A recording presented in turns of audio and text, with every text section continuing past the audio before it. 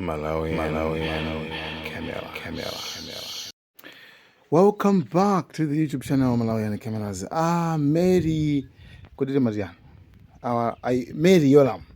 Wamkulu wa polisi mudziko la Malawi. Amene wawa panopa ndithu zawathina. Chifukwa yani? Chifukwa kuti parliament idawayitanitsa parliament ka committee kaona zachitetezo ku parliament kanayitanitsa mayi amene kuti akayankhe mafunso azomwe zikuchitika. Zomwe zikuchitika zichani inuyo mukuzidziwa.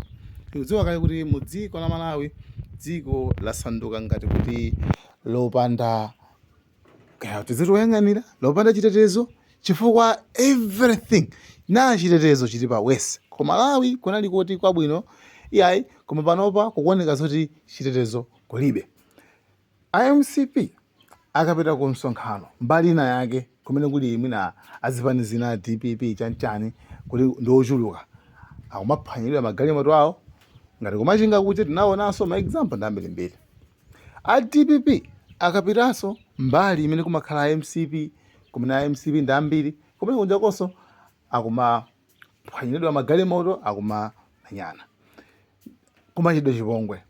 Pali ziwembu zingapo ma example angapo ambirimbiri amene munkhani imeneyi amene tingawayike. Komanso a Richard Chimwendo Banda nduna ya maboma ang'ono iyi imene iso mu parliament inavomereza kuti akuluakulu yetu palitu nkhani pali vuto Malawi muno ndithu chitetezo chikusowa. Koma amene akuyambitsa ndi a DPP komanso a MCP iwo anatero. Koseku tufati nkukamba pa nkhani ya zachitetezo mudziko. Sonze kuti ngati anthu akuluakulu akuvomereza that's weird.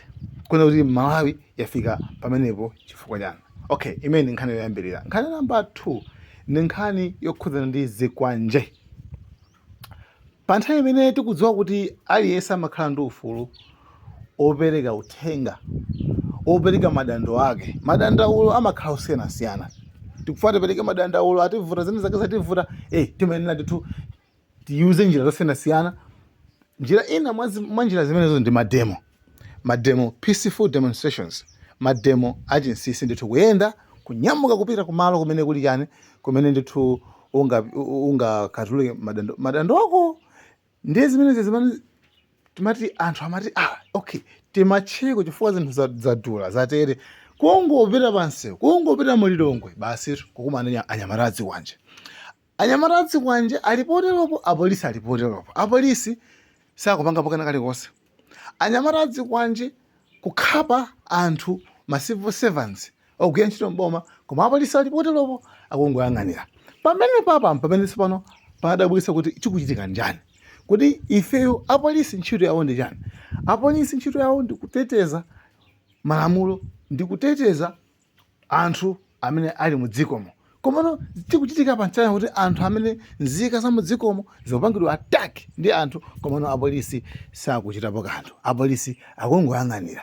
Ndeno anthu pamene amati anthu amene wawa ndiyesa kuti ali limodzi ndi apolisi. Ndiye kuti apolisi ali limodzi ndi boma.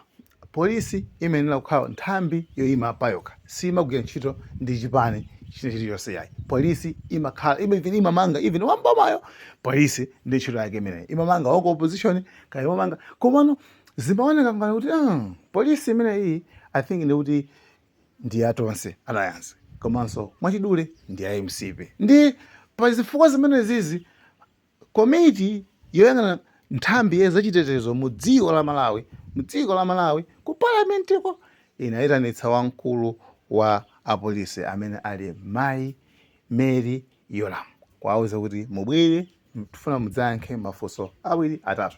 Koma kumene kujako nkhanja itayamba amayi Mary Yolam anayankha kuona kuti ifetu patokha ifeyo sitimagwira ntchito ndi achipani cha MCP.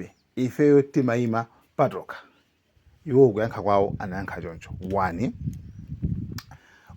inuyo ka answer ikupangani convince whatever mojaja muweruza nokha kuti yankho likumveka yankhulo ndilolondola kapena yankhulo ndilabodza.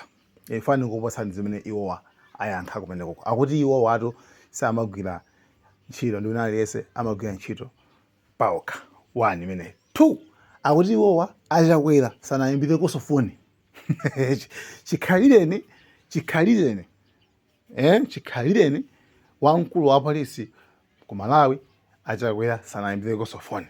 Number 2. Number 3 akuti iwowa mokuti sakugwiranso ntchito iliyonse, sakugwira ntchito pamodzi ndi anyamata azikwanje. Iwowa sakugwira ntchito pamodzi ndi anyamata azikwanje. Mansa lake ndameno.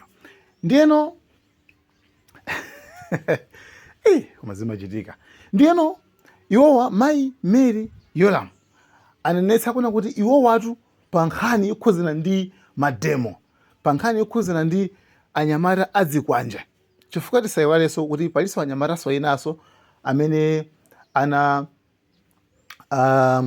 anapita ku parliament, kupita ku parliament kucha malo achitetezo otetezeka, kumalo kumene malamulo amene azipangidwa kumenekoko ndikupeza kuti kubwera anthu kumene kuchako ndikuononga magalimoto, kuphetsa matayala amagalimoto a nduna kapena ma member of parliament, ma MP a chipani chotsutsa.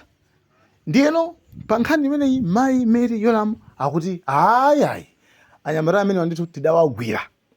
Anyamata amene wawa tidawarani tidawagwira, ndipo tidawagwira tinawapatsa belo.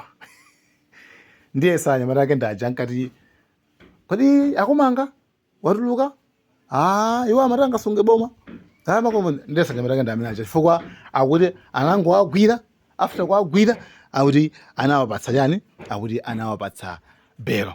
Ndiye akuti iwo anagwira anyamata atatu amene wawa, komanso akuti anagwira anyamata azikwanjeso. Ndiye akuti iwowa ndithu nkhaniyo ndi mmene iwowa akuyipangira hando. Akuti anthu anawagwira ndithu koma ali pachani, ali pa belo. Number 2 iwo anaonjezeraponso kuti musayiwalenso kuti kuli anthu amene anagenda convoy ya president. Musayiwale kuti pa anthu amene anagenda convoy ya president, anthu amene wonso ifeso ndithu akuti tinawamanga tinawapatsanso belo. Ndiyeno amayi Mary Yoram wamkulu wa polisi wanenetsa kuti ayi iwowa ndithu akugwira ntchito pawokha, ndipo even kuyambira nthawi ya sindikudziwa mati yakamuzi uka yabakilimuzi, koma amene kuti iwowa ndithu nthawi yonseyi akugwira ntchito ndipo sagwira ntchito ndi chipani china chilichonse, koma amagwira ntchito